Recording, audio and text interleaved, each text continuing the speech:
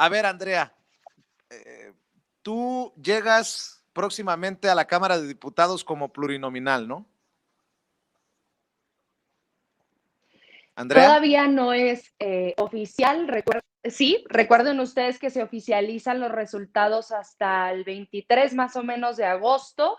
Y por lo menos en este momento pareciera que las fórmulas nos estarían dejando entrar en la primer circunscripción como diputada federal por el principio de representación proporcional. No se oficializaría sino hasta mediados de agosto. Bueno, déjame preguntar para cerrar. Claro. Porque además, ya lo dijo incluso el coordinador parlamentario de Morena en el Senado, Ricardo Monreal, que aprobar las reformas del presidente será complicado ante la posibilidad de no llegar a acuerdos en el Congreso.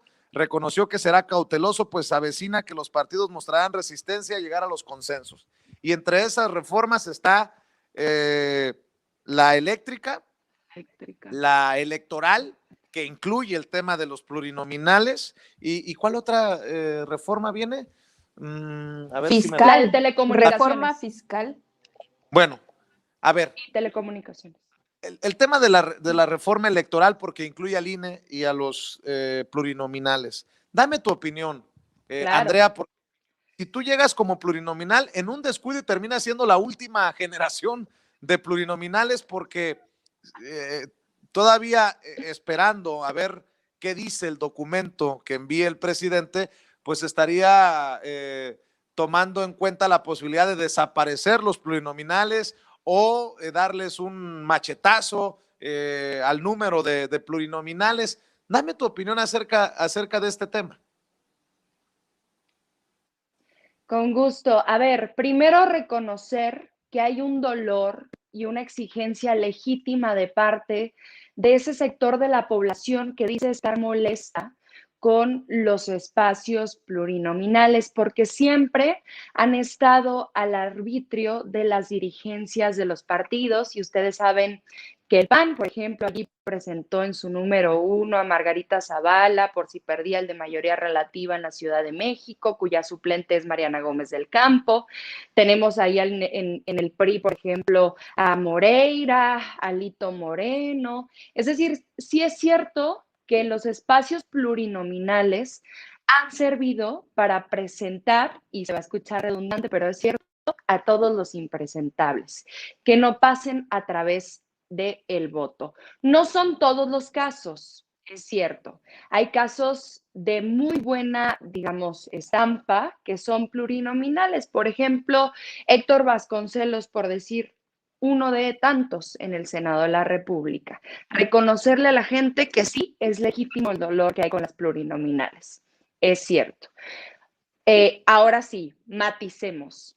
Por ejemplo, todavía no conocemos en qué términos viene la reforma de Andrés Manuel López Obrador, y a veces pareciera que estamos teniendo un falso debate porque bien a bien no se conoce todavía. Y recuerden ustedes que esta sería una modificación constitucional y por lo tanto necesitaríamos pues del consenso con otras fuerzas políticas más allá de Morena y sus aliados Partido del Trabajo y Partido Verde. Por ejemplo, en el Senado de la República yo estoy a favor de que se eliminen de pronto las plurinominales. ¿Por qué?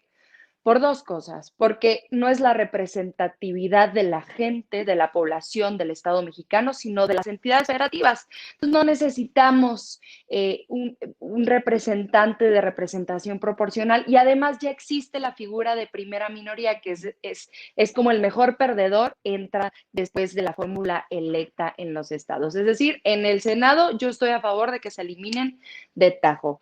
Y en Cámara de Diputados yo sí estoy a favor de que se cambie la manera de elegir a los representantes populares por la vía de representación proporcional, que no quede al arbitrio digamos, de las dirigencias de los partidos, que no sea una cosa, pues, que atente muchas veces contra los valores del pueblo de México, sino que pudiera haber fórmulas que fuera como el repechaje. Aquí hay un sistema mixto, por ejemplo, en la Ciudad de México, en donde pues los mejores perdedores entran, es gente que sí contiende, es gente que sí camina la tierra, es gente que sí busca el voto, es gente que se presenta el día de las elecciones en la boleta para que se vote, y allí también se podría hacer una formulación. Hay otro tipo de formulaciones que tienen mucha presencia en Europa, es decir, que la gente vote el orden de las listas, vote el orden, quién es el que le gusta más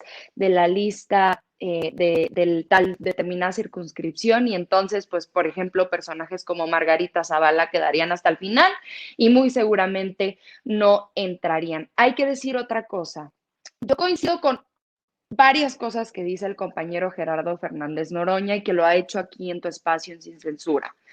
Es cierto que el tema de las plurinominales es un tema complicado porque ya traemos en nuestra mente de que están mal, porque pues así las han utilizado los partidos, pero también es cierto que aseguran cierta representatividad con la gente que no se siente representada con el partido mayoritario en el poder. Pero se pueden hacer muchas cosas. El repechaje, por ejemplo, que la gente sí camine, o también disminuirlas al máximo, 200 quizás sean demasiadas, pero también recuerden que impresentables también se presentan por mayoría relativa. Ahí tenemos a Gabriel Cuadri, que ganó un distrito uninominal, tenemos a Margarita Zavala, ganó de manera uninominal, tenemos a personajes dialectos como gobernadores, Maru Campos, es decir, no todo lo malo está en las pluris. Yo estoy a favor de eliminarlas en el Senado, de disminuirlas en Cámara de Diputados y de presentar otra manera de establecer las listas, más allá de que pues sean las y los favores de la dirigencia. Y eso se los digo como pluri, así que algo de valor tendrá reconocerle a la gente que yo entiendo el dolor que hay con las plurinominales, y yo como pluri estaré votando a favor de la reforma que envíe nuestro presidente de la República con esos matices. Claro que sí, y qué bueno que lo pone sobre la mesa nuevamente Andrea Chávez. Mario, te lo pregunto a ti porque vamos al caso Sonora nuevamente, que no necesita ser alguien plurinominal para ser impresentable o un impresentable ser plurinominal. Ahí está el caso de Lili Téllez, tan criticada. Lili Téllez gana por Morena, de la mano de Alfonso Durazo, al que traiciona, y del presidente Andrés Manuel López Obrador, al que traiciona. Y bueno, pues ahí tenemos a Lili Téllez, ahí tenemos a otros personajes que no son nada ovacionados, como Sergio Mayer, ahí tenemos, bueno, eso sí, a personajes de partidos enquistados, como el caso de Osorio Chong, que sí es plurinominal, el caso de Alito Moreno, que sí va a ser plurinominal, el caso de Rubén Moreira, que va a ser el coordinador de los diputados del PRI, que también es plurinominal. En fin, dame tu opinión, Mario Campa. Sí, digo, el número de los plurinominales es uno de los temas, pero hay muchos otros, ¿no? Por ejemplo, por mencionar algo, aquí en la primera circunscripción, pues prácticamente no entró nadie de Sonora, ¿no? Jalisco absorbe mucho de las personas que entran en esta circunscripción. Entonces, ¿qué tan representativo es de toda esta zona del Pacífico? Pues no me queda tan claro, ¿no?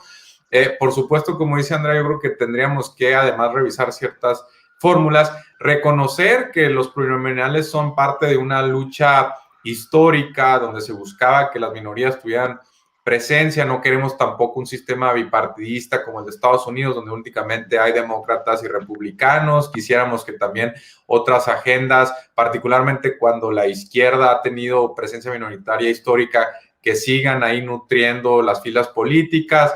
Entonces hay que tener cuidado, pero yo sí creo que nos fuimos a un extremo de asignarlas además muy arbitrariamente y darle mucho poder a las élites o cúpulas partidistas. Entonces podríamos hacer una revisión responsable y que se abra de nuevo volvemos a la necesidad de abrir el debate público, que por supuesto los motivos de ambos lados, o si hay terceros y cuartos, que se pongan sobre la mesa y bajo eso pues legislar, ¿no? Ahora, en el caso también del Senado, habría que también darle una pensada si no nos gustaría, por ejemplo, romper el sistema de fórmulas a través del cual entró la misma Lili Téllez, o si nos gustaría quizá escalonar también en distintos años cada una de las entidades, ¿no? Cuidando, por supuesto, que sigan teniendo presencia las minorías y que el ganador no se lleve todo el premio, porque eso nos podría llevar a una pues sobrerepresentación de las primeras fuerzas políticas nacionales. Entonces, cuidando esos aspectos siempre y cuando se estén considerando, pues yo creo que sí, todo lo demás está a discusión. Ojalá pues esto nos lleve a un mejor sistema político, y hay que considerar que hay mucho trabajo por hacer, porque finalmente no tenemos las tasas de participación que tienen otros países. Tenemos algunas deficiencias que por supuesto podemos pulir, y no únicamente con la cuestión de cómo se asignan los plurinominales, habrá otros muchos debates donde, por cierto, entran otros mecanismos también de participación ciudadana, como las consultas, los plebiscitos, etcétera, ¿no? Entonces, yo creo que siempre y cuando le demos al elector, al ciudadano, más posibilidad de votar y discutir los asuntos públicos, todo eso que vaya en esa vía, por supuesto que será bien recibido, ¿no? ¿Qué piensas tú, Carla Mote? Es un tema que a mí me parece fascinante, y sobre todo porque muestra la forma, digamos, en la que históricamente también ha cambiado las fórmulas que hemos encontrado para pues tener un Congreso con una mayor representatividad, donde haya diversas fuerzas. Recordemos que esta reforma del 77 es la que da la oportunidad a los partidos pequeños de ir ganando escaños en las cámaras, y que, bueno, a la luz del tiempo vale la pena justo preguntarnos si esta fórmula sigue teniendo o no vigencia, y este tema, esta profunda reforma política que está planteando el presidente de la República, pues me parece que abre un debate que es interesantísimo en términos de la arquitectura jurídica que hay en nuestro país.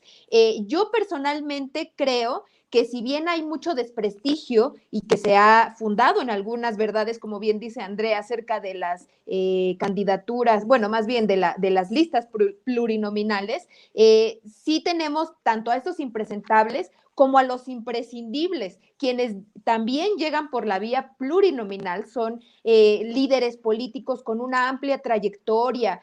También es una forma de pues empujar, digamos, un relevo generacional, es decir, sirven tanto para la pluralidad como para esta composición que viene desde los partidos para tener a estas figuras en el Congreso. Yo también creo que un problema de cómo se eligen a los plurinominales es que la ciudadanía los siente totalmente ajenos, que no tiene incidencia su voto porque no está diferenciado. Cuando vamos y votamos por la diputación de nuestro distrito, pues las listas ya están dadas y son listas de prelación en las que no tenemos ninguna incidencia. Y eso no ha ocurrido siempre así, porque también antes de una reforma en los años 90 sí se votaban por los plurinominales, es decir, se diferenciaba el voto que iba para representación plurinominal, y entonces de esta forma pues también la ciudadanía tenía un peso, digamos, o una toma de decisión en esa composición. Yo creo que efectivamente no sabemos cómo va a venir la reforma, al menos ya se planteó esa idea en aras de la austeridad republicana, y cuando ya venga seguramente va a continuar todavía la discusión, tanto en el Congreso como a nivel de opinión pública.